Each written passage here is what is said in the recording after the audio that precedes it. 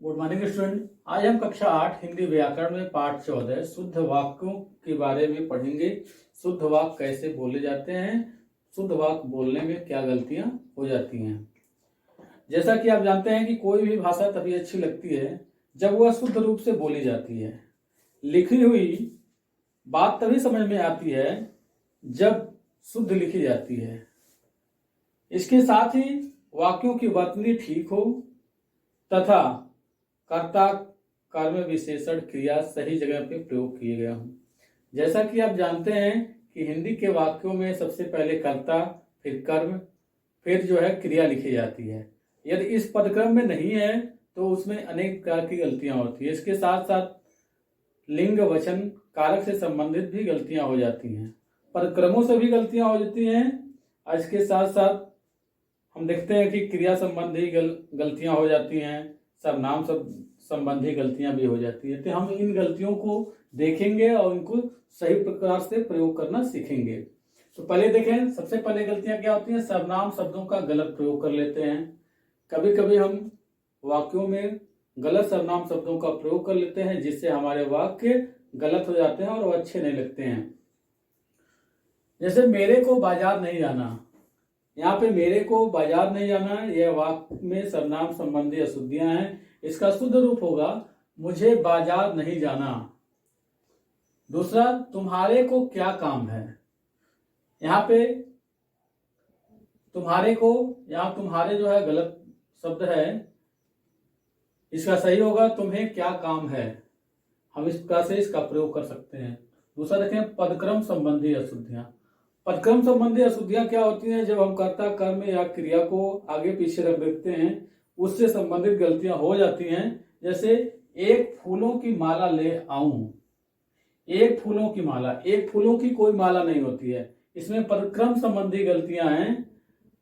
तो इसका पदक्रम जब सही करेंगे तो हो जाएगा फूलों की एक माला ले आऊं। एक माला होती है, दो माला होती है, लेकिन फूलों की माला ही होती है। फूलों की एक माला ले आऊं। दूसरा देखें, एक चाय देना, एक चाय नहीं होता है बल्कि होता है एक कप चाय चाहिए, या एक कप चाय देना। तो इसका वाक्य हो जाएगा एक कप चाय दीजिए। आगे देखें, नंबर 3 पे लिंग वचन और कारक का गलत प्रयोग। लिंग वचन और कारक का गलत प्रयोग हम अधिकांश अक्सर करते रहते हैं। इसमें बहुत विशेष ध्यान देने की जरूरत है कि क्या है। यदि कर्ता का लिंग पुल्लिंग है तो उसकी क्रिया भी पुल्लिंग होनी चाहिए। यदि स्त्रीलिंग है तो उसकी क्रिया भी स्त्रीलिंग होनी चाहिए। उसी प्रकार से यदि वचन एक वचन में प्रयोग किया गया है उसकी क्रिया भी एक वचन में होनी चाहिए, और यदि बहुवचन में प्रयोग किया गया है तो उसका क्रिया भी बहुवचन में ही समाप्त होनी चाहिए। इसके साथ साथ कारकों का हम गलत प्रयोग कर लेते हैं। तो इन तीनों को देखें, लिंग वचन और कारक से संबंधित क्या हम गलतियां कर देते हैं। कुछ उदाहरण है, जैसे पानी बरस रही है। यहाँ पे देखें, पानी बरस रही है क्रिया के साथ कर्ता का मेल नहीं कर रहा है, तो इसका सही होगा पानी बरस रहा है। इसमें लिंग संबंधी अशुद्धियां हैं। दूसरे वाक्य में देखें, उत्सव में अनेकों लोग आए। उत्सव में अनेकों लोग आए। आप जानते हैं कि अनेक वैसे ही बहुवचन है, तो फिर अनेकों का प्रयोग करना उचित नहीं है। इसलिए इसका शुद्ध वाक्य होगा उत्सव में अनेक लोग आए। तीसरा देखें, कारक संबंधी अशुद्धियां हैं। बीच सड़क में मत चलो में जो है अधिकरण कारक का परसक चिन्ह है, लेकिन दो होता है अधिकरण कारक का, में और पर। तो इसमें देखें कि कब कहाँ हम में का प्रयोग करते हैं, कब कहाँ हम पर का प्रयोग करते हैं। तो जब कोई वस्तु किसी वस्तु के अंदर होती है तो वहां पे हम में का प्रयोग करते हैं, लेकिन जब वही वस्तु किसी स्थल के ऊपर होती है तो हम वहां पे पर का प्रयोग करते हैं। तो ऐसी भी गलतियां होती हैं। तो यहाँ पे जो दिया हुआ है बीच सड़क में मत चलो, यह गलत वाक्य है। इसका सही वाक्य होगा बीच सड़क पर मत चलो। चौथा नंबर है गलत शब्दों का प्रयोग। हम गलत शब्दों का भी प्रयोग कभी कभी कर लेते हैं। इनका चयन करने में बड़ी सावधानी बरतनी चाहिए। जैसे बेफिजूल मत बोलो।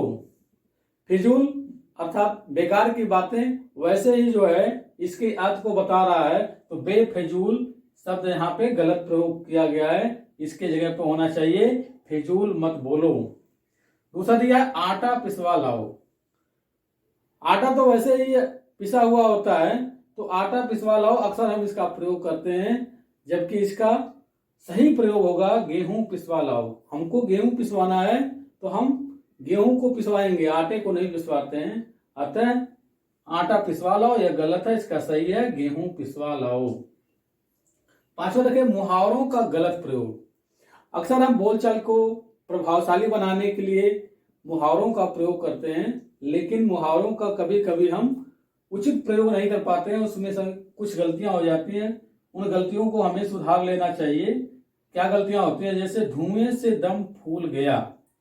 धुएं से दम फूल गया कब होता है? दौड़ने से दम फूलता है, धुएं से दम नहीं फूलता है, बल्कि धुएं से दम घुटता है। अर्थात आदमी मरने की स्थिति में हो जाता है तो वहां पे दम वहां पे घुटता है, फूलता नहीं है। तो ये जो दिया हुआ वाक्य गलत है, धुएं से दम फूल गया। यह मुहावरा संबंधी गलतियां हैं, क्योंकि ये मुहावरा है। इसका सही मुहावरा होगा धुएं से दम घुट गया, अर्थात उस धुएं से उसकी मौत हो गई। महंगाई से लोगों का गला काट रहा है। महंगाई से लोगों का गला कट रहा है, यह भी वाक्य अशुद्ध है, इसमें भी मुहावरा संबंधी गलतियां हैं। इसका सही होगा महंगाई लोगों का गला काट रही है। छठा है क्रिया शब्दों का गलत प्रयोग। हम अक्सर क्रिया शब्दों का भी गलत प्रयोग कर लेते हैं, जैसे तैसे हम क्रिया को बना लेते हैं। जैसे कंबल पहन लो, कंबल पहनने के लिए नहीं उठता है, बल्कि कंबल ओढ़ने के लिए होता है, इसलिए कंबल पहन लो यह वाक्य गलत है। इसके जगह पे सही वाक्य है कंबल ओढ़ लो। आगे है आप बैठो।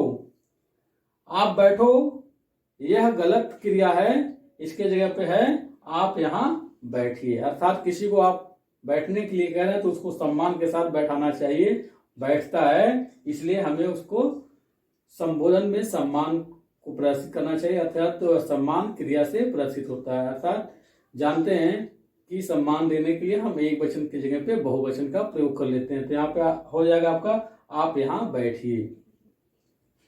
7वें नंबर पे एक ही अर्थ के दो शब्दों का प्रयोग। कभी कभी हम वाक्यों में एक ही अर्थ के दो शब्द प्रयोग कर लेते हैं। एक अर्थ के दो शब्दों का प्रयोग करना प्रायः गलत होता है, क्योंकि जब एक शब्दों से ही उसके अर्थ की पूर्ति हो जाती है तो फिर दूसरे शब्द को प्रयोग में लाने की कोई आवश्यकता नहीं होती है। जैसे मेघ जल बरसाएंगे। मेघ तो वैसे जल बरसाते हैं, जल बरसाने के लिए इनका प्रयोग किया जाता है। तो यहाँ पे एक ही अर्थ के लिए दो शब्द प्रयोग किए गए हैं, जल बरसाएंगे। तो यहाँ पे हम एक शब्द को हटा देंगे तो हमारा वाक्य सही हो जाएगा। जैसे मेघ जल बरसाएंगे की जगह पे होगा मेघ बरसेंगे। उसी प्रकार से यह सज्जन व्यक्ति है। व्यक्ति ही सज्जन होता है क्योंकि उसके अंदर ही सामाजिक गुण पाए जाते हैं, इसलिए यहाँ पे हम ये सज्जन है इस प्रकार के शब्दों का प्रयोग करेंगे। उम्मीद है कि आपने पाठ 14 शुद्ध वाक्यों का प्रयोग करना सीख लिया होगा। इसमें आपने जाना कि कौन कौन से शब्दों का हम गलत प्रयोग कर लेते हैं। तो पहला सर्वनाम शब्दों का गलत प्रयोग कर लेते हैं, इससे सुधार कर लेना चाहिए। फिर पदक्रम संबंधी जो गलतियां होती हैं उसको सुधार करना चाहिए। लिंग वचन और कारक के संबंधित जो गलतियां होती हैं उसे सुधार कर लेना चाहिए। और गलत शब्दों का जो हम प्रयोग कर लेते हैं, चयन कर लेते हैं, उनको भी सुधार करके बोलना चाहिए। साथ में मुहावरों का सही प्रयोग कर लेना चाहिए और क्रिया शब्दों का भी उचित प्रयोग करना चाहिए। एक ही शब्दों के दो शब्दों का प्रयोग नहीं करना चाहिए। उम्मीद है कि आप अपने वाक्यों में इस प्रकार की गलतियां नहीं दोहराएंगे और सही वाक्यों का चयन करके आप बोलेंगे और लिखेंगे। धन्यवाद।